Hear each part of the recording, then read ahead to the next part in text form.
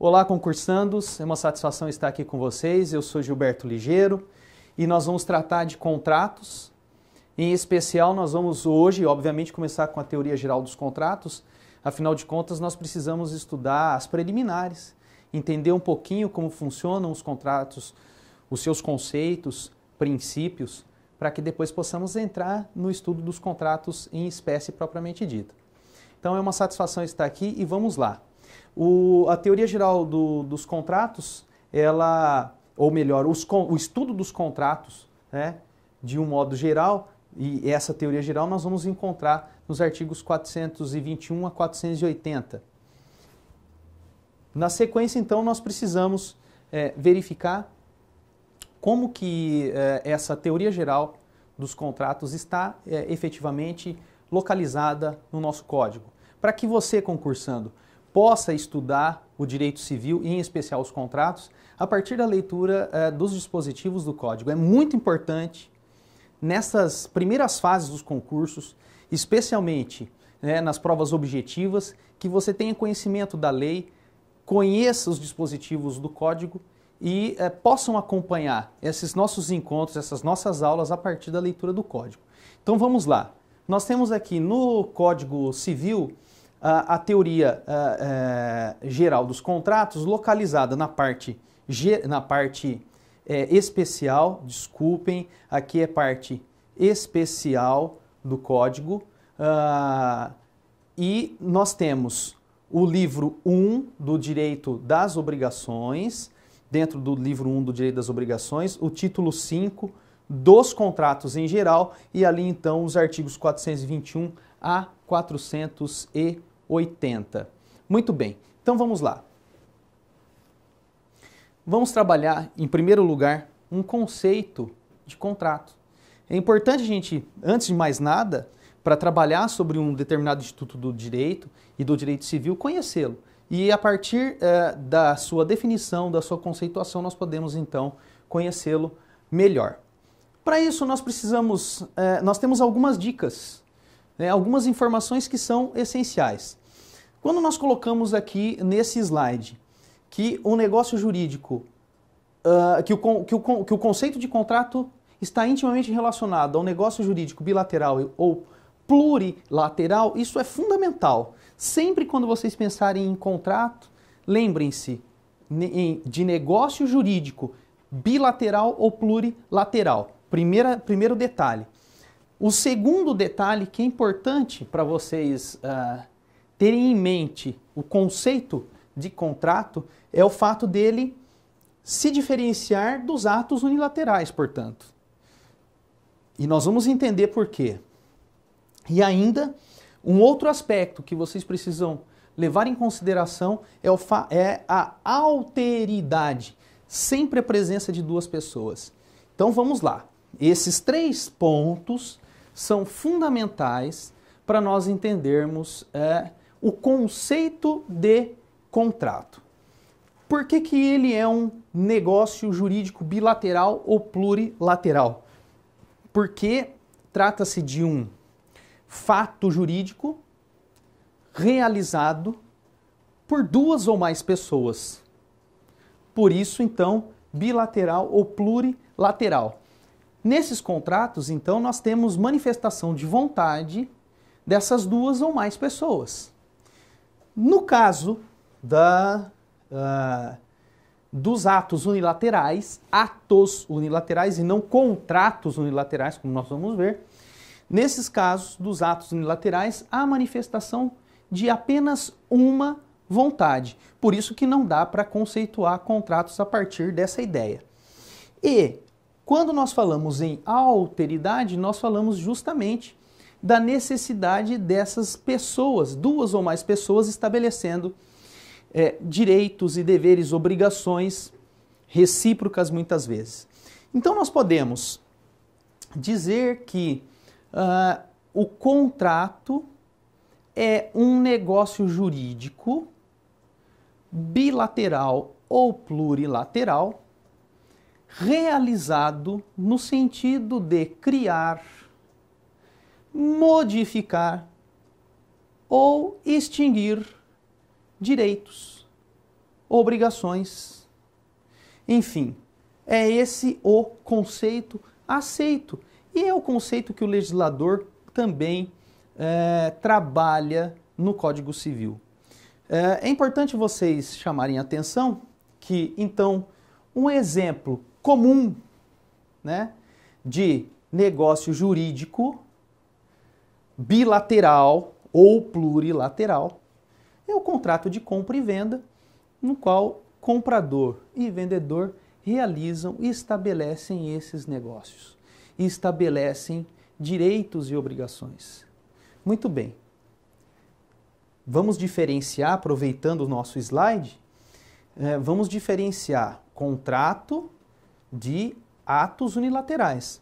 Os atos unilaterais, eles se formam, eles concretizam a partir da emanação de apenas uma vontade, a vontade de um só sujeito. Por exemplo, nós temos a promessa de recompensa prevista lá no artigo 854 do Código Civil, aquelas hipóteses em que uma pessoa só resolve manifestar a sua vontade dizendo que pagará uma recompensa em razão de um ato praticado por outrem. Para tanto, vamos verificar o artigo 854 do Código Civil diz assim: aquele que, por anúncios públicos, se comprometer a recompensar ou gratificar a quem preencha certa condição ou desempenhe certo serviço, contrai obrigação de cumprir o prometido.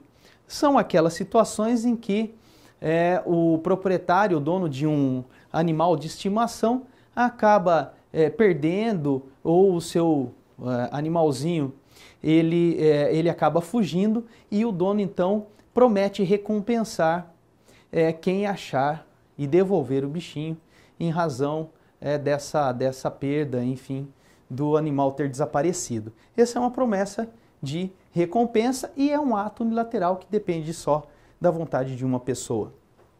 A alteridade, já que nós temos aqui, e está citada no nosso slide, representa mesmo uma característica básica e fundamental dos contratos, a necessidade de nós termos polos diversos com pessoas diversas contratando. Dessa maneira, nós não podemos, nós vamos verificar, desculpem, que há uma vedação de autocontratação no nosso direito civil. Ou seja, a pessoa não pode contratar com ela mesma.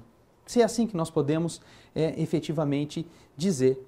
Então vejam, nós temos a alteridade como uma característica essencial do negócio jurídico e do contrato propriamente dito, havendo uma vedação dessa autocontratação. Tanto é que esse tipo de negócio jurídico é anulável nos termos do artigo 179 do Código Civil. Então, se vocês puderem, acompanhem e vejam lá no artigo 179 que esse tipo de negócio jurídico é anulável. Por quê? Efetivamente, os contratos estão marcados pela alteridade. Sempre duas pessoas contratando. Agora, também anotem aí, e é importante vocês chamarem atenção para uma exceção. Né? Você concursando, e aqui já fica uma dica também, as exceções são marcantes nos concursos. O examinador, muitas vezes, independentemente da instituição que faça o seu concurso, examinador, sempre busca a exceção. Eventualmente, ele busca a exceção e pode, então,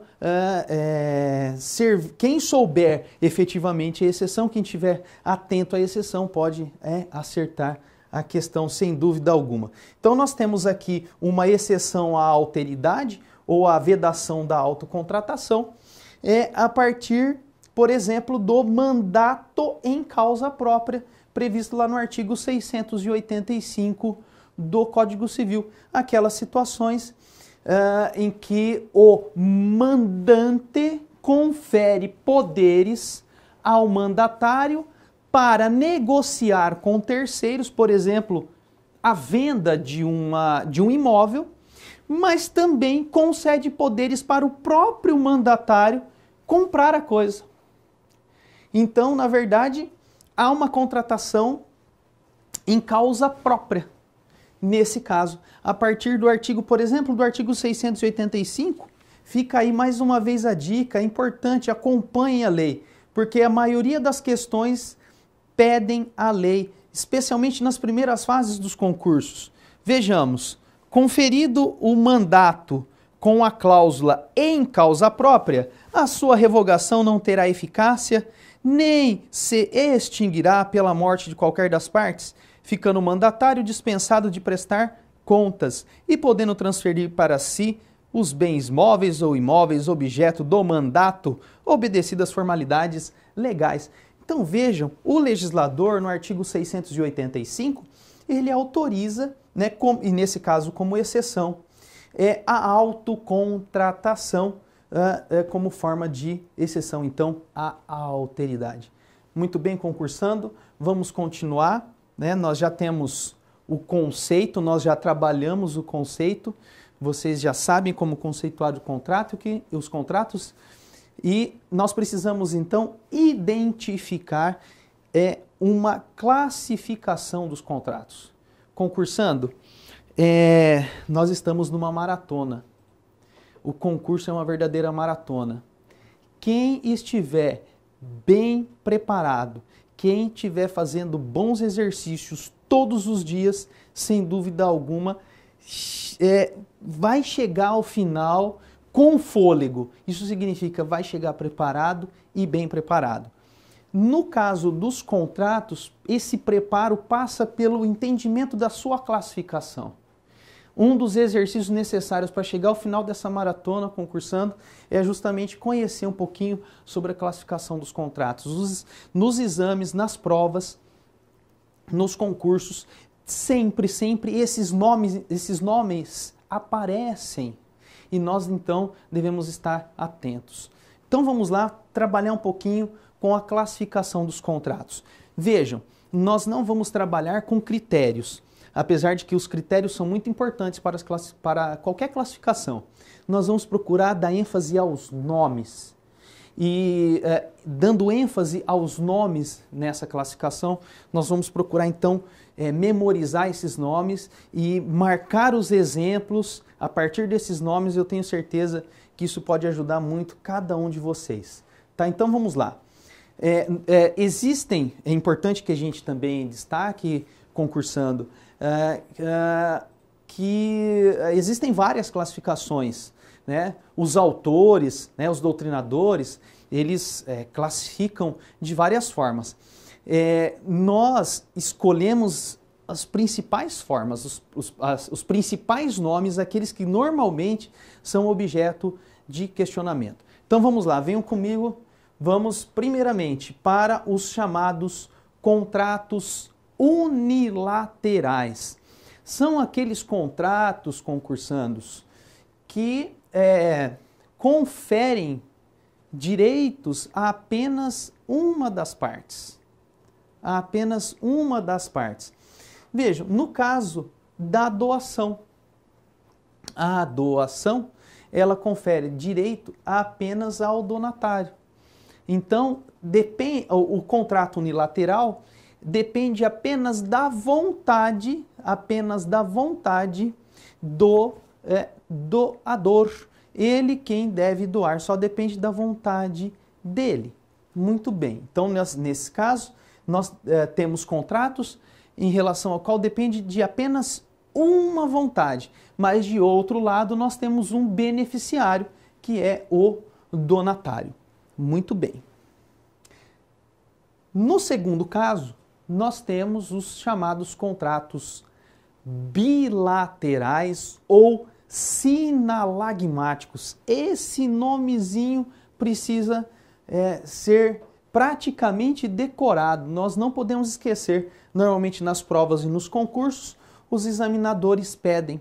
Os contratos bilaterais ou sinalagmáticos são aqueles contratos nos quais nós vemos então direitos e obrigações recíprocos, tanto de um lado quanto de outro. Nesse sentido, nós vamos aqui então ter como exemplo a compra e venda. O contrato de compra e venda é marcado por essa bilateralidade. O vendedor se obriga a entregar a coisa e o comprador se obriga a efetuar o pagamento dessa coisa. Então, nós temos aí prestação e contraprestação, justamente por isso que eles são chamados bilaterais. Muito bem. Além disso, nós temos aqui um outro nome importante dos contratos gratuitos ou benéficos. Os contratos gratuitos ou benéficos são aqueles contratos a partir dos quais nós vamos verificar que uma das partes não deverá prestar nada, pagar, entregar alguma coisa, fazer alguma coisa, para ser então beneficiado. É mais uma vez o exemplo da doação. Por que o exemplo da doação? Porque o sujeito que está recebendo a coisa, que está sendo beneficiado com a coisa, não terá que, enfim, pagar algo por aquilo, justamente por se tratar de uma doação. Então, o donatário estará sendo beneficiado nesse caso. Muito bem. Por outro lado, em contrapartida, nós temos os chamados contratos onerosos. Nos contratos onerosos, nós vamos verificar que as duas partes têm que dispor de alguma coisa. Existem obrigações tanto para um lado quanto para o outro. No caso de empréstimo, coloca aqui o contrato de empréstimo, contrato nominado de empréstimo, que representa este exemplo.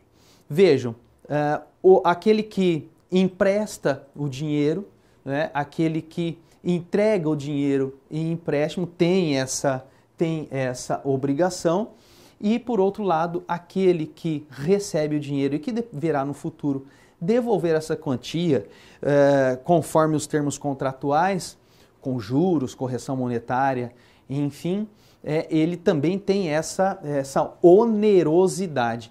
O contrato é oneroso tanto para um quanto para o outro contratante. Muito bem. Na sequência, e é importante então nós prestarmos atenção nos nomes, vejam concursandos, os nomes, os chamados contratos comutativos. Às vezes esses nomes podem causar alguma preocupação, mas não se preocupem, eu tenho certeza que vocês vão se lembrar efetivamente desses nomes. Os contratos comutativos. O exemplo que nós temos de contrato comutativo aqui é o da compra e venda de um determinado veículo. Veja, e por que ele é comutativo então? O contrato é comutativo porque no momento da realização do negócio se sabe efetivamente qual é o bem que deve ser entregue, se sabe efetivamente qual é o objeto daquela obrigação, no momento efetivo da contratação. Assim nós temos justamente os chamados contratos comutativos, e aqui fica mais uma vez o exemplo da compra e venda de um veículo determinado.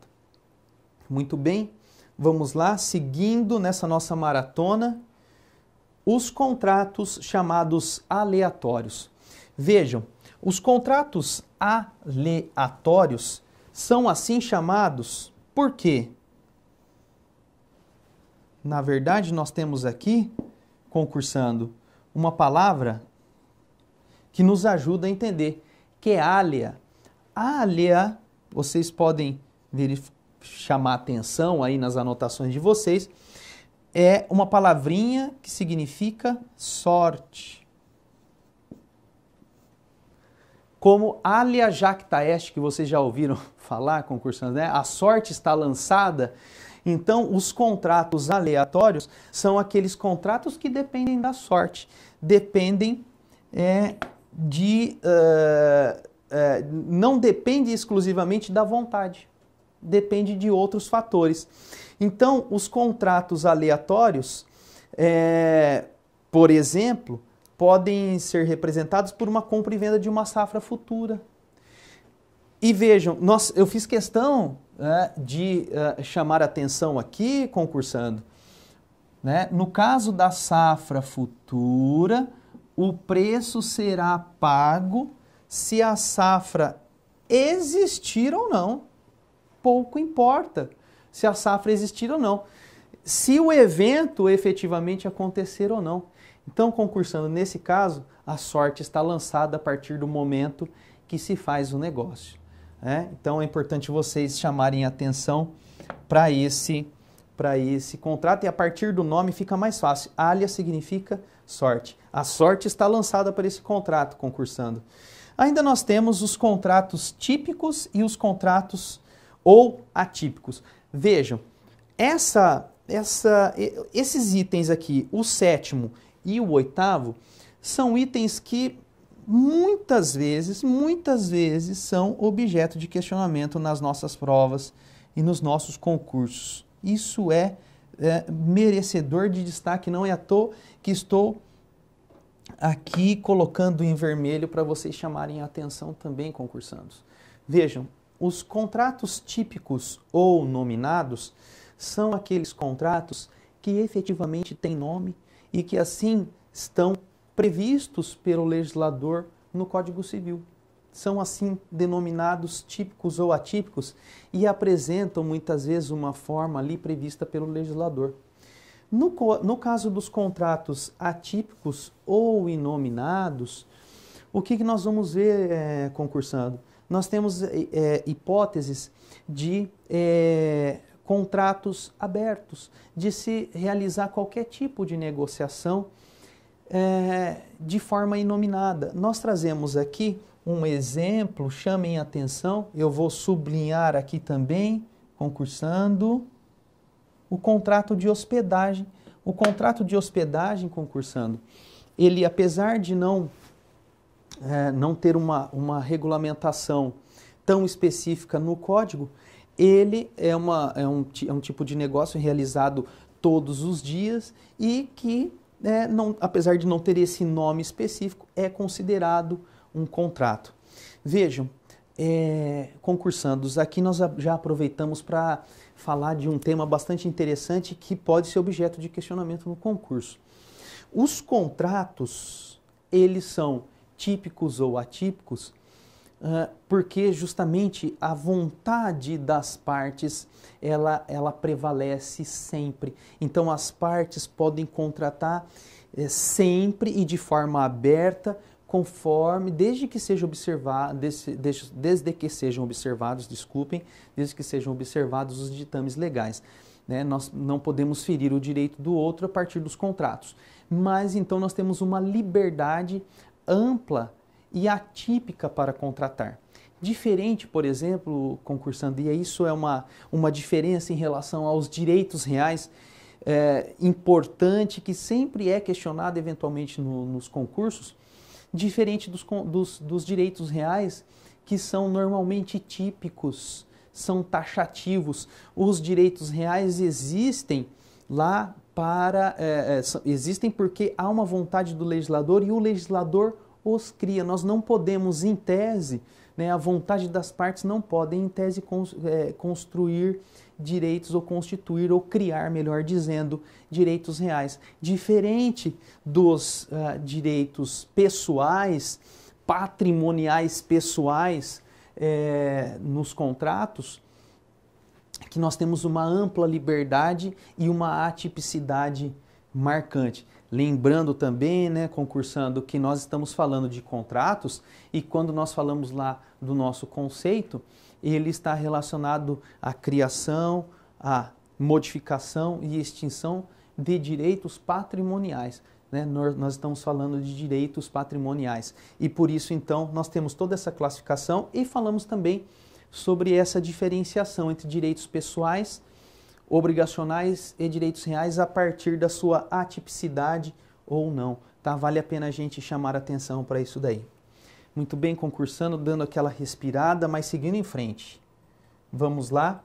Nós ainda temos algumas outras espécies de contrato e que são sempre objeto de questionamento.